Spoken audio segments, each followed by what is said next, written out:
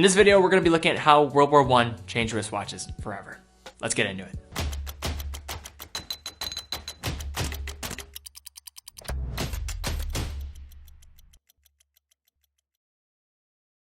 So before we look at World War I specifically, we have to look at a little bit of the backstory behind wristwatches leading up to the First World War. There's a lot of debate on who created the first wristwatch. Some assign the rights to Barrage in producing the first wristwatch ever, when they designed the apparent first wristwatch all the way back in 1810 for Caroline Murat, the Queen of Naples, and Napoleon Bonaparte's younger sister, while others give credit to Patek Philippe when they produced a wristwatch in 1868 for Hungary's Countess. Regardless of who gets the honor, it's safe to say that with the creation of the wristwatch, there was not many people flocking to own one, particularly men. At the time, many believed pocket watches had much more of a masculine appearance, and wristwatches should be reserved for women, as they typically had a thinner and petite construction. In the coming decades, we started to see a gradual change in the social norms of wristwatches. However, it took much time to change, as many referred to wristwatches as wristlets. The early rumblings of wristwatches started when Swiss brand Girard Perregaux created a collection of 2,000 wristwatches for the German Navy in 1880. The watches were made to be utilized as more efficient tools in combat for timing distances of enemies and other tasks. Omega followed up shortly after and started developing wristwatches and created the first minute repeating watch in 1892, a watch that had many of the specs and charm of a pocket watch. However, in order to really unearth how wristwatches came to the forefront,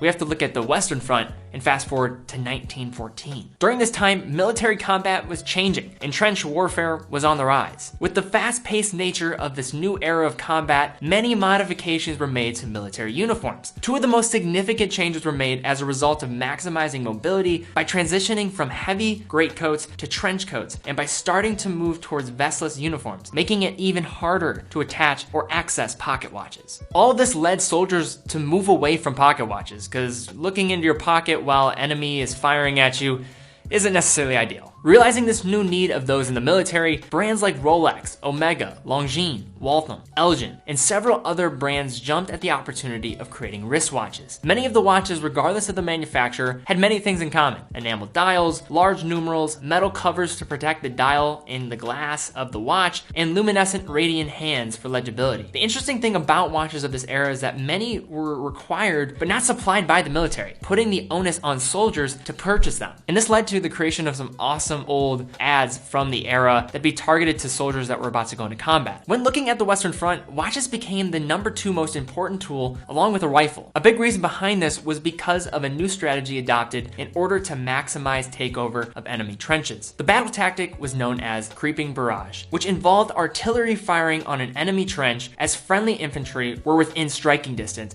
at a nearby trench. Once firing was complete, the infantry would move in and take control of that enemy trench. In order to be successful, the strategy required precise timing by both heavy artillery and infantry. Allied forces actually developed a system where the barrage moved forward at 50 meters per minute. Failure to be in sync would have deadly consequences, either leading to friendly fire from the artillery strikes or failure to capture the enemy trench. What you would actually hear on the battlefield before a barrage would take place were phrases like synchronize or ready your watches, in order to ensure everybody was in sync. With the help of wristwatches, the war was finally decided, and upon returning home, soldiers brought back this newfound habit of wearing a wristwatch. And with their return, a lot of those ideas that people had about watches being effeminate before the war kind of quickly went away. Because as you would imagine, going up to somebody who just witnessed and fought for their country and telling them that they are not a man by wearing a watch doesn't really go off pretty well. And if guys back then were considered not manly by wearing a watch, I could only imagine what they would say about men in 2018.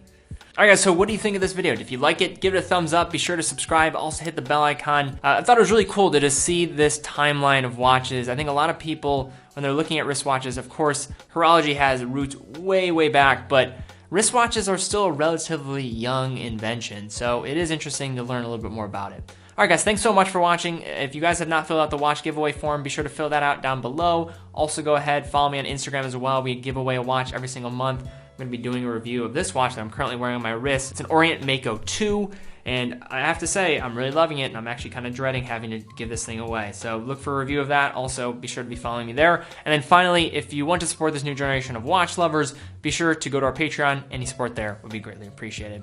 So guys, thank you so much for watching. Be well, and I will see you all very soon.